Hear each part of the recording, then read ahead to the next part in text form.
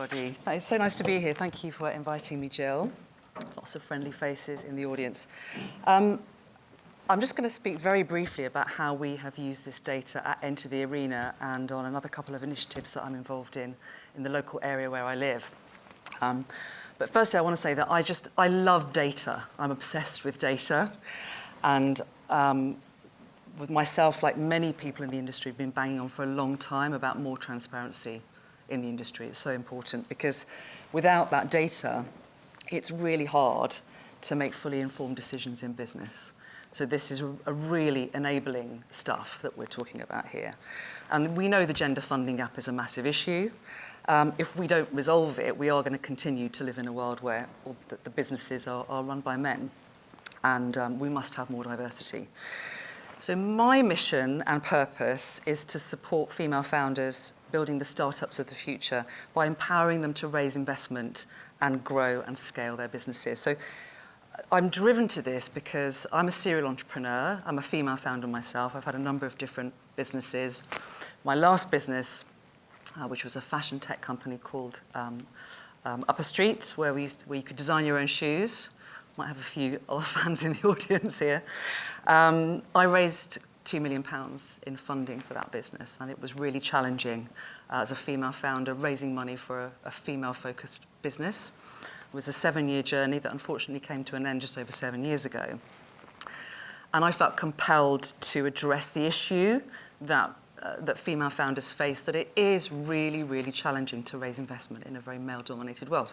So I set up Enter the Arena, which is a coaching and advisory business to support women along that journey. And I was beyond excited last year when Jill told me about the data that was being launched to get more insights into the markets that we serve. Over the last 7 years, we've supported over 1,500 women, and I'll tell you how we've done that. Let me see if I can get the technology to work. So we have our flagship coaching program is called the Fundraising Academy for Female Founders. We also run lots of masterclasses and workshops, which we do with partners in the ecosystem. And we also do business growth coaching. And just as a slight aside, in case you're interested, I also wrote a book, which I published last year, called Raise, the Female Founder's Guide to Securing Investment. And I host the leading podcast, which is called Fundraising Stories with Female Founders. So this is a space that I know really, really well. And the data is fascinating. So let me tell you how I've used it so far with Enter the Arena.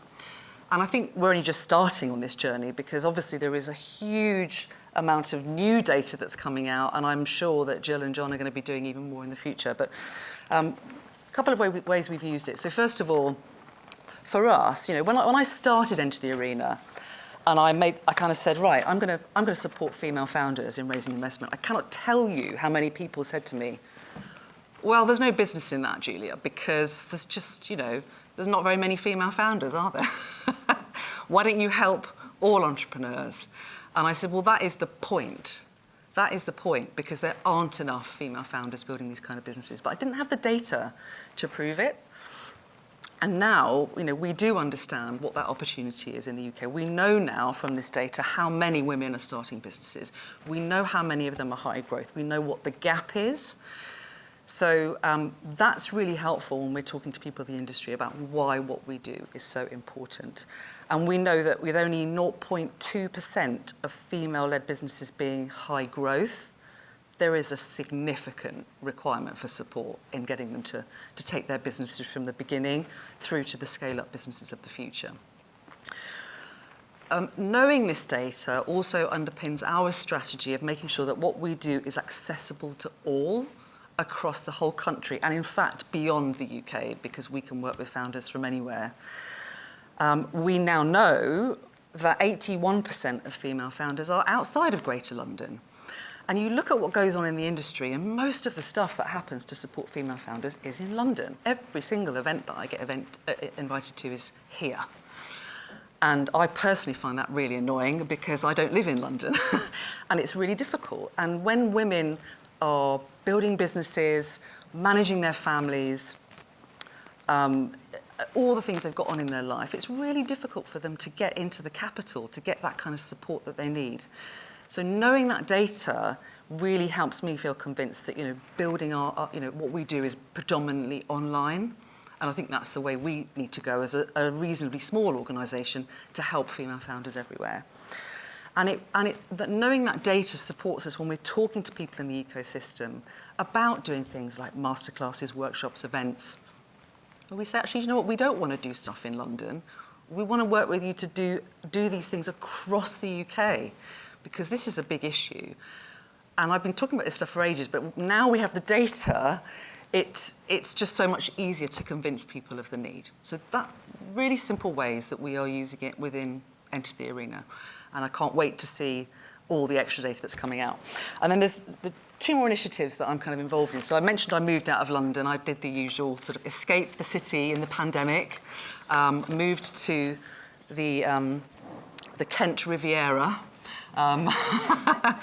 2 years ago now, to Folkestone in Kent, which is an incredible town that is really going places. If you've never been to Folkestone, please go and have a look. It's beautiful. But when I arrived there, I very quickly realised that there just wasn't very much going on to support entrepreneurialism, and particularly nothing going on to support high growth entrepreneurialism, underrepresented founders. And I couldn't find anything that was really supporting women in business on a very local level either. So there's 2 initiatives that I have been involved in kicking off. One is called WMN Folkestone, which is Women's Mentoring Network in Folkestone, where we're gathering local women who are, we've had 1 launch event so far, and I'll tell you a bit more about the data in a sec. And the other one is an initiative that is not off the ground yet, but with a partner I'm trying to get off the ground, which is something called Folk Hub.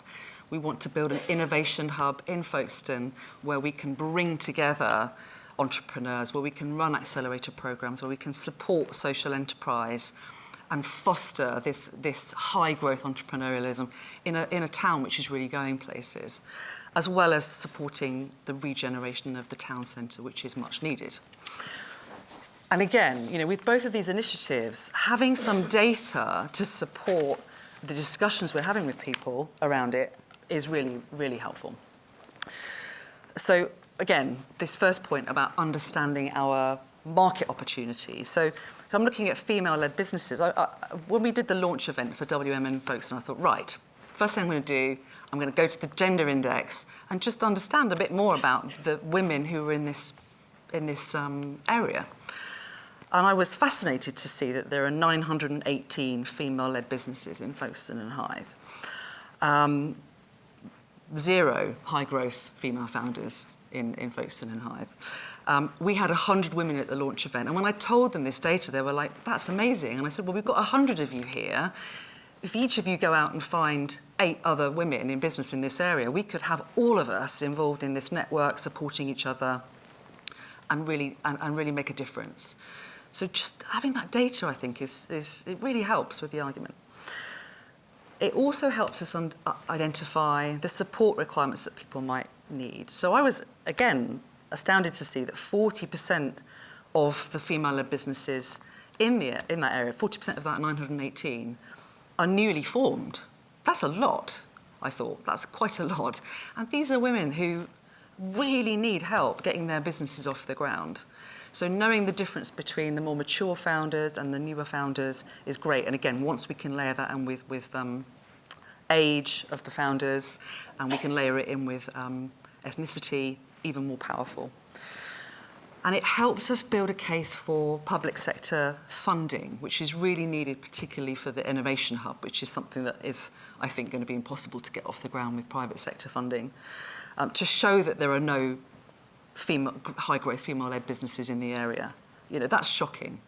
It shows the large gap to be addressed, and we also will use that data to look at the industries that we want to support, and underrepresented founders, I think, is going to be really critical. So power is in the data, and we want more of it, please, John. So if anybody wants to come and chat to me afterwards after coffee, then please do. You can find me on LinkedIn. There's my email address. And it's been a real pleasure to share with you just the little ways that we are starting to make a difference with this data.